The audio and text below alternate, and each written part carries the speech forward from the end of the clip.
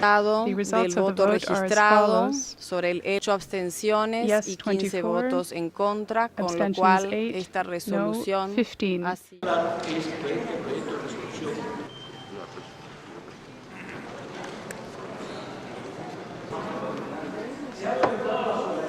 Given the lack of action to implement the recommendations of the Sri Lankan government's own LLRC and the need for additional steps to address accountability issues not covered in the LLRC report, it is appropriate that the Human Rights Council consider and adopt this moderate and balanced resolution.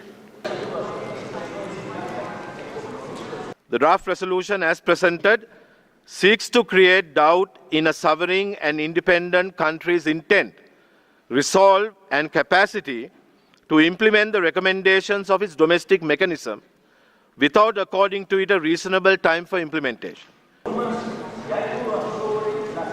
We have defeated one of the most ruthless terrorist outfits after 30 years of conflict to free our people. Ironically, proponents and sponsors of this resolution are among those who have polarized, who have proscribed the LTT, and who now seek to give comfort to the proxies of this organization.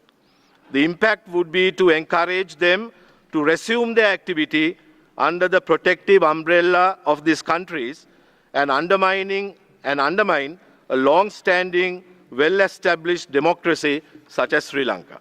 Finally, Madam President, the resolution before this Council for consideration is not acceptable to Sri Lanka as the country concerned.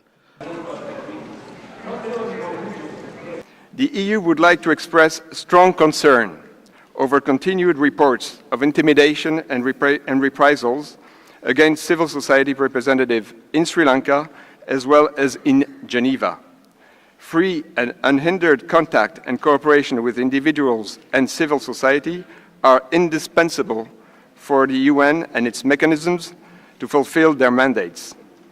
If we let such practices of intimidations proceed unnoticed and unaddressed, we risk undermining the current system.